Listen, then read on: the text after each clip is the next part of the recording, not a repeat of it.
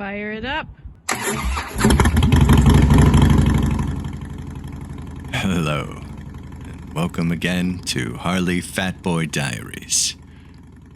Now it's the third part of the first chapter, so I'm calling it 1.2, which makes no sense, but so it goes. The adventure that Basti and I had cruising around California, although there's a lot of detours. We haven't even really gotten to the adventure yet. Okay, here we go. I smoke my cig, and John keeps ripping the dub-dub. More cups of coffee, more cigs and joints, and we talk about Wiffleball in the front yard of my parents' house and how we used to get high before school in those wonderful, formative years. I had only wanted to mention John's Road King, but I got pulled in, caught in the water circling the drain, leading to the underworld. The remembrance of things past, of people and yourself, and they and the former you are in that journey beyond night where all the water collects. The Road King was leaning on its jiffy stand. John taught me the term jiffy stand. Looking as elegant and expensive as any bike I had ever seen. John referred to it as his baby, and I could understand why. Is it already 10 years ago that we were in his garage? Maybe it's even 12, which makes more sense because I remember telling him I had finally started making some money. He looked good, and that was the last time I saw him. He had lost most of his hair, but I thought he looked even better without it, which I sure as hell wouldn't. My face and head are too unsymmetrical and lopsided. The afro John had when we were kids had been swapped for a smooth crown and a 3 or 4 on the sides and in the back. He still had that flawless skin. He didn't have a single pimple as a teenager, and I can't remember ever seeing a blemish on his skin. He's a handsome man, but what a honker he has. I don't know why we haven't seen each other since that summer eve. We texted a few times during the pandemic, and then he was gone. I rode the fat boy to the last place I knew he was working, but some kid in a short-sleeved shirt, a cheap tie, and even cheaper dress shoes told me John hadn't worked there in at least 2 years. He didn't know who John was. He had been working there for over 2 years. I told the kid to invest in some quality shoes. Come on, you're a salesman. You're not selling units, you're selling you. As the kid looked down at his shoes, I about-faced, walked back to the fat boy, put on my helmet and gloves, and fired it up. I took off without looking at the kid. I needed him to get new shoes.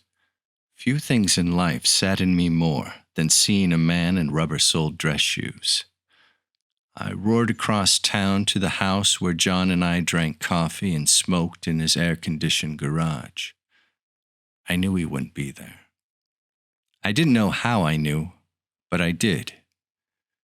I wasn't sure of the street and had to roar around the neighborhood a few times before I found the house.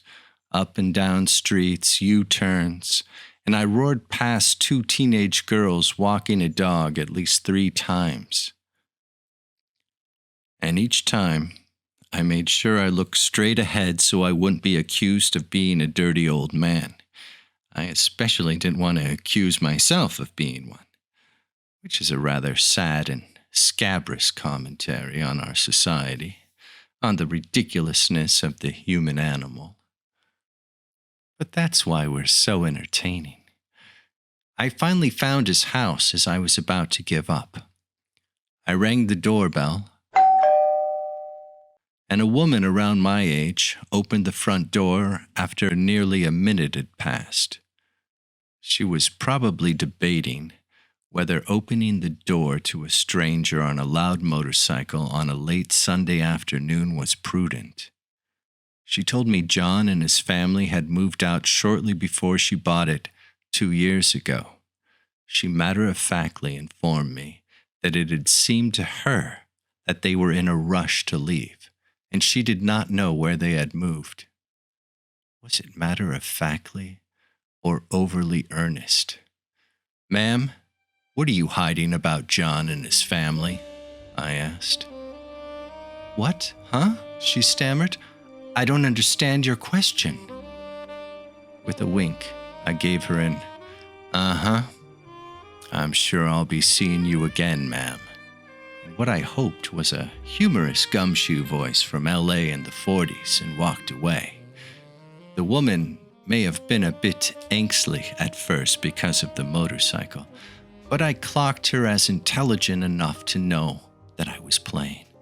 Halfway down the walkway, I spun around and said, "Philip Marlowe, private detective," tipping my imaginary hat. She gave me a bright smile, and I saw the beginnings of a gamble in her feet. What a life. I like to believe that making people smile is something I'm good at. But unfortunately, I too often take myself and life too seriously, ascribing meanings and values that are not there. Life is naked. It is everything. It is nothing. And I wanted to be sipping coffee with John again, smoking a cig while he puffed on a joint, admiring his road king, as I did in that back-when world that is no more. The woman was still in her doorway as I roared away. She sent me away with a wave. I roared for all that was no more. That part of the pellucid river had long since emptied into the plasticized ocean. I'm just spinning my wheels in Frankfurt now, and I don't even have a vehicle here. I've got this book to write, but I don't know how to start. Wheels spinning in the mud. I have these ideas and visions of how to put it down, but as I get started right away, I hit a fork in the road and don't know which road to take. Or I am pulled in by a roadside attraction, like the idea of working at the Harley-Davidson dealership in Frankfurt. There I am, out in the boonies on a lonely road. Writing is a lonely enterprise. And I'm tooling around. What an odd idiom tooling around is. Without a destination, when I see the orange and black of the HD dealership in my head, and I think to myself, getting a job there is exactly what I need.